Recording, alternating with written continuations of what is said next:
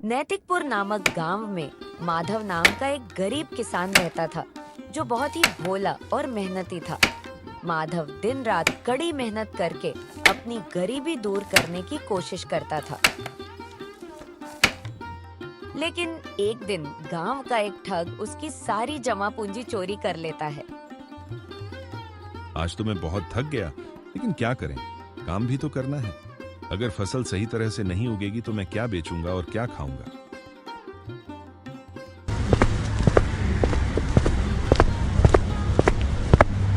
अरे माधव, इतनी धूप में क्या कर रहे हो?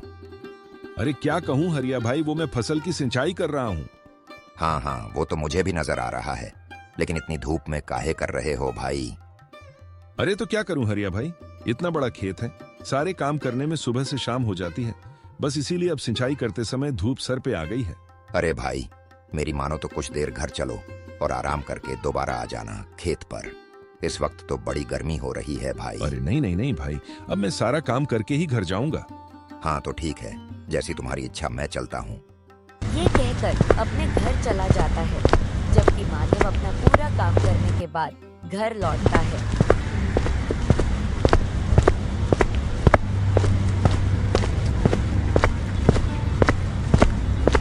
गुड्डू के बापू, आज आपने गैरानी ने बहुत देर लगा दी। वैसे कैसी उग रही है इस बार आपकी फसल?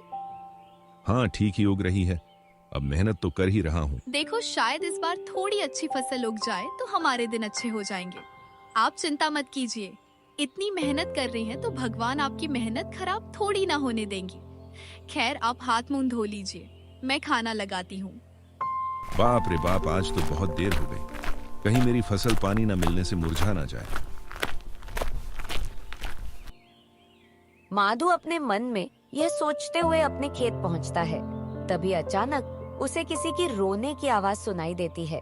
कोई है, मेरी मदद करो, मुझे बहुत टाइट हो रहा है, कोई है। अरे ये किसकी आवाज है, मुझे देखना होगा। शायद ये आवाज यहीं कहीं से आ रही है। कहाँ से आ रही है? माधव यह सोचकर अपने खेत में इधर उधर देखता है। तब उसे एक कोने में घायल चिड़िया रोते हुए दिखाई देती है। मुझे बहुत चोट लगी है, क्या तुम मेरी मदद कर सकते हो? हाँ, क्यों नहीं, बताओ तुम्हें कहाँ चोट लगी है? ये देखो, मेरे पर टूट गए हैं। ओ हो, ये तो बहुत बुरा हुआ। मगर ये बताओ कि तुम्हें चोट लगी कैसे? वो मैं उड़ते समय एक खंभे से टकराकर गिर गई और घायल हो गई। अच्छा ठीक है, तुम चिंता मत करो, मैं तुम्हें अपने साथ अपने घर ले जाऊंगा, जहाँ मेरी पत्नी और मेरा बेटा तुम्हारा बहुत ख्याल रखेंगे। फिर तुम बिल्कुल ठीक हो जाओगी। क्या सच्ची में मैं ठीक हो जाऊंगी? अरे हाँ सच्ची बाबा, अब चलो, मैं तुम्हें अपने घर लेकर चलता हूँ, चलो। और फिर माधव यह कहकर मिनी को अपने साथ अपने घर ले जाता है। अरे गुड्डू के बापू, आप अभी तो खेत गए थे, इतनी जल्दी कैसे आ गई? अरे वाह पिताजी, आपके हाथ में ये चिड़िया किसकी है? माधव सीता और गुड्डू को सारी बात बताता है। ये तो बहुत बुरा हुआ, लेकिन मिनी तुम परेशान मत हो, मैं तुम्हारे पैरों पर हल्दी का लेप लगा देती हूँ, जिससे तुम बिल्कुल ठीक हो जाओगी। हाँ मिनी माँ ठीक कह रही है, तुम बिल्कुल परेशान मत हो।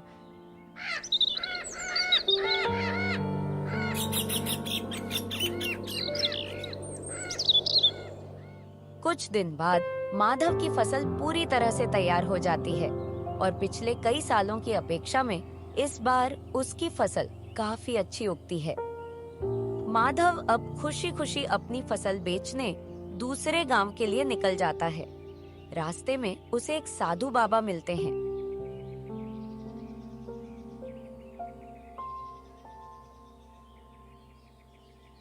अरे पुत्र, तुम कहाँ जा रहे हो? क्या तुम कोई कार्य करने जा रहे हो? अगर ऐसा है तो मत जाओ। प्रणाम साधु बाबा, मैं जा तो काम से ही रहा था, मगर आप मुझे रोक क्यों रहे हैं? क्योंकि मुझे तुम्हारे चेहरे पर संकट दिख रहा है। संकट? कैसा संकट साधु बाबा, आपको कैसे पता? मुझे सब पता होता है पुत्र, मैं एक ब्रह्मचारी हूँ। बस एक बात बताओ, क्या तुमने सुबह बिना नहाए कुछ खाया था? हाँ बाबा जी, मैंने सुबह बिना नहाए नाश्ता किया था। हे भगवान, तुमने बहुत बड़ा अनर्थ कर लिया है अपने साथ। बस यही कारण है कि तुम्हारे पीछे बला लग गई है और आज तुम्हारी फसल और तुम पर संकट है। अरे तो अब मैं क्या करूं साधु बाबा, आप ही मेरी मदद कीजिए, तो वरना तो मैं बर्बाद हो जाऊंगा। पुत्र, तुम बिल्कुल चिंता मत करो। मेरे पास एक चमत्कारी कपड़ा है। तुम्हें इसे अपनी गेहूं की बोरी में बांधना होगा, जिससे तुम्हारा गेहूं 2 गुना हो जाएगा। क्या क्या सच में ऐसा हो सकता है? हाँ हाँ बिल्कुल, मगर यह कपड़ा मुफ्त नहीं है। इसकी कीमत 500 सिक्के हैं। ओ, अगर मेरा गेहूं 2 गुना हो गया फिर तो मैं फायदे में ही रहूंगा ना। हाँ, एक काम करता हूँ, मेरे पास जो अभी 500 सिक्के रखे हैं वो मैं इन साधु बाबा को दे देता हूँ। क्या हुआ पुत्र? ऐसे क्या सोच रहे हो? देखो, इसमें तुम्हारा ही भला है। ठीक है साधु बाबा, ये लीजिए। मेरे पास 500 सिक्के ही थे, शायद यह इसी काम के लिए थे। लीजिए। हाँ, ठीक है पुत्र। अब मैं इस कपड़े को तुम्हारे गेहूं की बोरी से बांध रहा हूँ। देखना, तुम्हारा यह गेहूं सुबह तक 2 गुना हो जाएगा। साधु बाबा यह कहकर वहाँ से चले जाते हैं। अब माधव अपनी गेहूं लेकर मंडी पहुँचता है, जहाँ रामू नाम का एक दूसरा किसान भी बैठा था। अरे भाई, आज तुम भी यहाँ हो। खैर, अच्छा ही हुआ। वैसे ये देखो, आज एक साधु बाबा ने मुझे यह चमत्कारी कपड़ा दिया है। हाँ, क्या चमत्कारी कपड़ा? हाँ, चमत्कारी कपड़ा। इससे मेरी बोरी का गेहूं 2 गुना हो जाएगा। अरे मेरे भोले भाई, आखिरकार उस ठग ने तुम्हें भी उल्लू बना ही दिया। क्या मतलब? तुम किस ठग की बात कर रहे हो? मैं तो अभी एक महान साधु बाबा से मिलकर आया हूँ। अरे भाई माधव, वो कोई साधु वाधु नहीं था, बल्कि एक ठग था, चोर, जो साधु बाबा का भेष लेकर लोगों को ठगता है। उसने मेरे साथ भी यही धोखा किया था। रामू की बात सुनकर माधव हैरान रह जाता है, लेकिन अपने भोलेपन के कारण वो कुछ बोल नहीं पाता और निराश होकर घर वापस आ जाता है।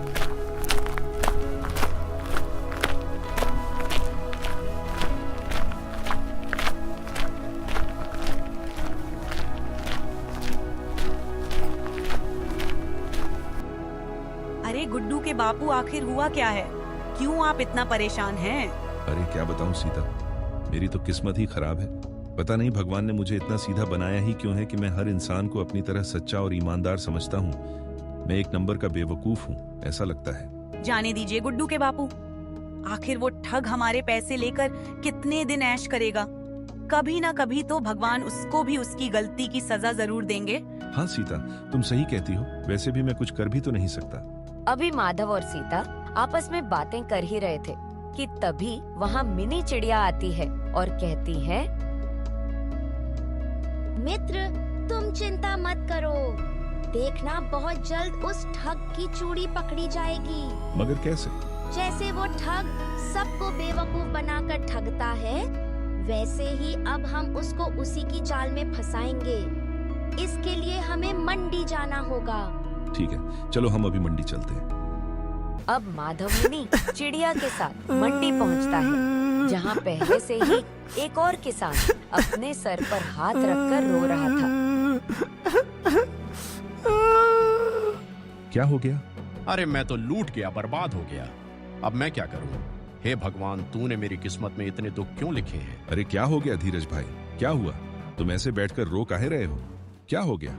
अरे क्या बताऊं माधव, एक ठग ने मुझे बेवकूफ बनाकर मेरी सारी जमा पूंजी ले ली। अब एक कहीं का नहीं रहा। अरे बुरा हो उस ठग का, नालायक कहीं का, जो उसने मेरी सारी जीवन भर की कमाई लूट ली। फिर धीरज भी उसे वही सब कुछ बताता है जो माधव और बाकी किसानों के साथ हो चुका था। ओ, तुम परेशान मत हो, सब ठीक हो जाएगा, चिंता मत करो। अरे के ठीक होगा? अब कुछ ठीक नहीं होगा। मैं कहाँ जाऊं, कहाँ से पैसे लाऊंगा? मैं तो लुट गया, बर्बाद।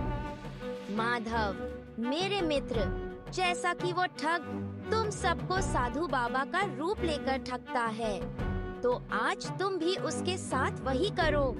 मतलब? ओए हो मेरे भोले मित्र, मतलब यह है कि तुम भी एक साधु बाबा का रूप लो और फिर वहीं जाओ जिस जगह वो ठग लोगों को ठगता है।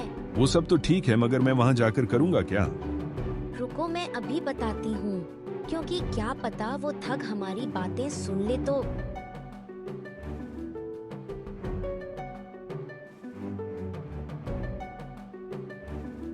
फिर मिनी मंडी के सारे किसानों को कान में एक योजना बताती है। हाँ, ये तो बहुत अच्छी योजना है। अब हम सब यही करेंगे। हाँ, तो फिर तुम जल्दी से साधु बाबा के कपड़े पहनकर वहाँ पहुँचो और तुम सब भी। फिर थोड़ी देर में माधव एक साधु बाबा का रूप लेकर उस जगह पर पहुँचता है। साथ ही उसके साथी किसान भी जल्दी जल्दी वहाँ जाकर छिप जाते हैं। अरे क्या यार, आज तो एक भी मुर्गा मेरे हाथ नहीं लगा। सुबह से हर जगह तलाश कर चुका हूँ। लगता है कि आज खाली हाथ ही जाना पड़ेगा। ए मिनी, यही वो ठग है जिसने मुझको लूटा था। हाँ, यही है। अच्छा, तो फिर आज तो इसे लूट लो तुम भी इसको। अब भी वो ठग साधु बाबा का रूप लेकर अपने शिकार को ढूंढ ही रहा था। अब माधव ठग के पास जाता है और बोलता है, भिक्षाम, देह क्या हुआ? बड़े थक कर यहाँ बैठे हो। क्या सुबह से तुम्हें कोई मुर्गा नहीं मिला क्या? अब मुर्गा तपस्वी, आप किस मुर्गे की बात कर रहे हैं? मैं तो आपके जैसे ही एक छोटा सा भिक्षुक हूँ जो लोगों के दर दर पर जाकर भिक्षा लिया करता हूँ। चुप रहो दुष्ट, तुम्हें शर्म आनी चाहिए। किसी साधु संत का रूप लेकर लोगों को ठगते हो। ओ हो, लगता है कि इन तपस्वी बाबा को मेरी सच्चाई का पता लग चुका है। लेकिन ऐसा भी तो हो सकता है ना कि यह सिर्फ तुक्का लगा रहे हो।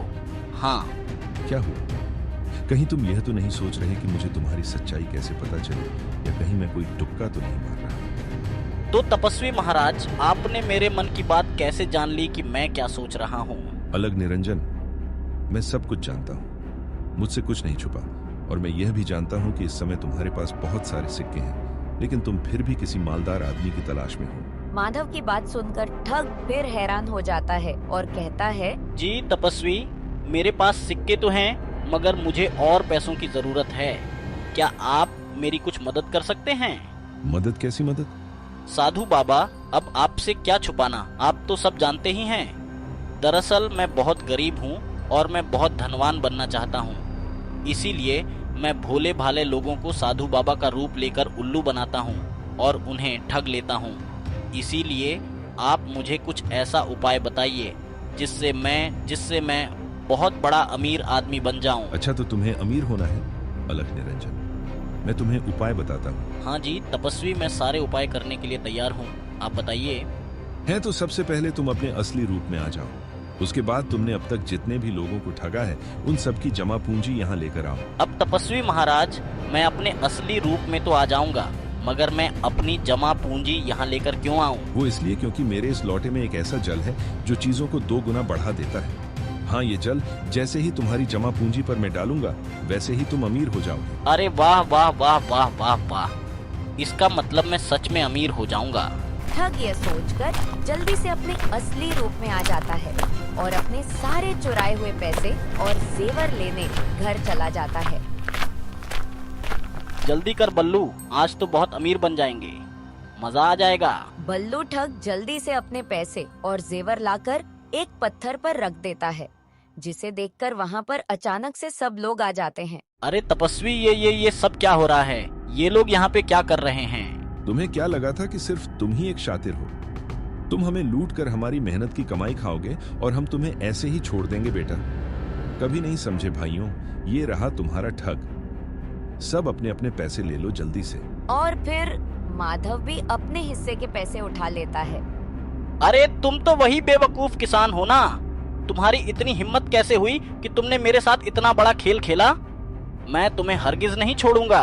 अरे तुम छोड़ोगे तो तब ना, जब खुद तुम हमारे हाथों से बचोगे। गांव वालों, पकड़ो इस ससुरे को, पकड़ो साले।